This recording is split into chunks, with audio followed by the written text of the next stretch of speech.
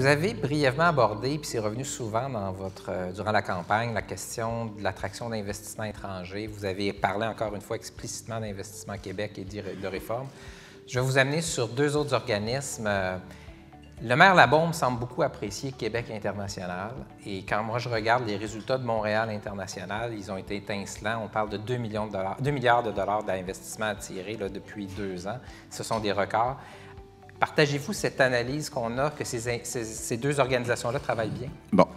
Actuellement, on a 30 milliards par année d'investissement des entreprises. On en aurait besoin de 60 milliards. OK?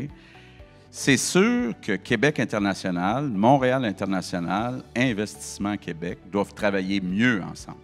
Moi, je pense qu'Investissement Québec doit être décentralisé et on doit s'assurer, parce qu'aujourd'hui, là, une entreprise manufacturière, bon, ou même des compagnies comme Amazon, on l'a vu, ils vont aller là où on leur en donne le plus. Je donne souvent mon exemple. Moi, je suis député de l'Assomption. J'ai perdu une usine d'Electrolux de 1300 emplois à 25 $ de l'heure. Ils sont allés à Memphis, Tennessee, parce qu'ils ont eu une subvention du Tennessee. Je ne dis pas qu'il aurait fallu surenchérir, mais on aurait dû au moins faire une offre. Puis là, bien, c'est long, le processus. J'étais allé avec Isabelle à Munich, puis j'ai parlé aux gens qui avaient l'équivalent d'Investissement Québec, et puis je leur ai demandé, ça vous prend combien de temps de donner une réponse à une entreprise?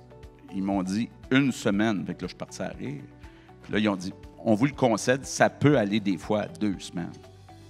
Mais ici, c'est beaucoup trop long. Moi, je veux qu'Investissement Québec devienne aussi un guichet unique.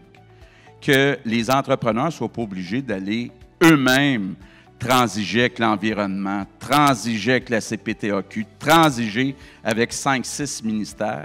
Ça devrait être Investissement Québec qui le fait. Puis quand je dis Investissement Québec, ça inclut Montréal International puis Québec International, mais il faut qu'il y ait une force dans chaque région qui est capable de réagir rapidement.